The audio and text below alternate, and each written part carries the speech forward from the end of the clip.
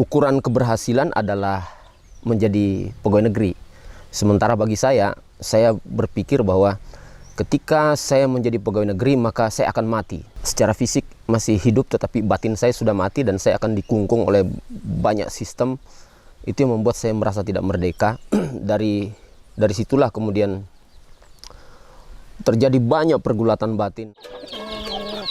Lelaki kelahiran 47 tahun yang lalu hingga kini masih juga eksis berkarya di bidang seni, khususnya teater dan sastra. Bahkan ia rela pulang ke desanya mendedikasikan hidupnya untuk masyarakat. Melalui komunitas Tobonga yang ia rintis, ia menjadikan seni sebagai media pemberdayaan masyarakat. Seni pertunjukan sebagai bidang yang digelutinya puluhan tahun ia jadikan sebagai senjata untuk melakukan berbagai hal untuk orang banyak. Bahkan ia jadikan sebagai sarana penyambung lidah kepada pihak-pihak penentu kebijakan jika ada hal yang perlu untuk dikomunikasikan. Berangkat dari pentas-pentas di panggung 17-an sampai pentas teater dengan persiapan matang dan serius, komunitas Tobonga yang ia gawangi mulai dikenal secara luas. Pentas tahunan yang diadakan di areal persawahan dengan nama Teater Pematang Sawah sudah sangat menggaung, terlebih dengan prestasinya membawa komunitasnya ke kancah nasional dengan mewakili Sulawesi Selatan pada Festival Pertunjukan Rakyat Tingkat Nasional. Pada tahun 2018 semakin mengkukuhkan namanya bersama komunitas Tobonga. Di 2018 Tobonga sudah berkiprah sampai ke tingkat nasional, di mana sudah mampu membawa komunitas Tobonga mewakili Provinsi Sulawesi Selatan pada Festival Pertunjukan Rakyat Tingkat Nasional di Provinsi Banten di Kabupaten Tangerang. Capaian atas nama pribadi di bidang sastra pun lumayan mentereng untuk ukuran seorang Abidin Wakur yang menetap di pedalaman. Berprofesi sebagai petani ini, ia telah melahirkan buku kumpulan cerpen dan puisi berjudul Berternak Semut, menulis buku filosofi, masalah, dan beberapa buku antologi cerpen dan puisi taraf nasional yang melibatkan namanya. Bahkan dalam buku Apa dan Siapa Penyair Indonesia yang diterbitkan oleh Yayasan Hari Puisi, nama Abidin Wakur ikut tercatat bersama lebih 600 penyair Indonesia.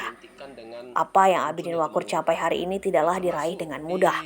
Dalam proses perjalanan kreativitasnya berkesenian telah mengorbankan banyak hal yang tidak bisa disebutkan satu persatu.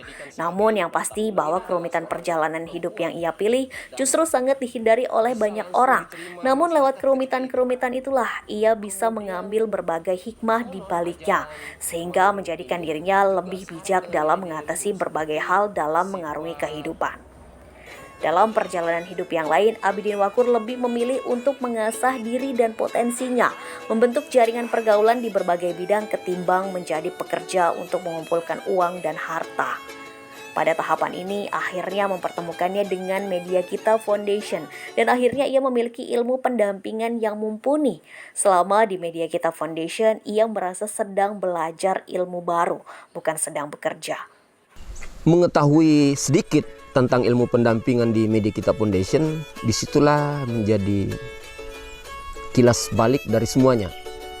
Dan ketika pulang di tahun 2016, mendirikan komunitas Tobonga, supaya ini menjadi momen, ini menjadi bukti bahwa hari ini saya bicara itu akan menjadi bukti 2 tahun ke depan.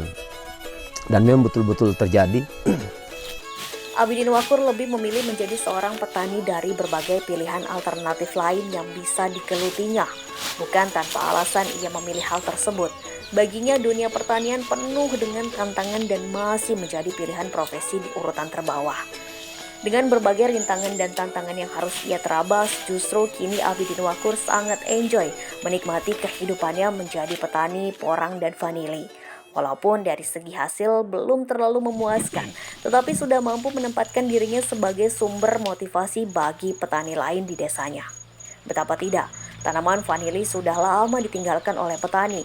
Justru sekarang menjadi tanaman yang kembali diburu oleh eksportir karena potensinya yang sangat menggiurkan. Begitu pula dengan tanaman porang. Sebelumnya tanaman ini adalah tumbuhan liar dan justru menjadi gulma.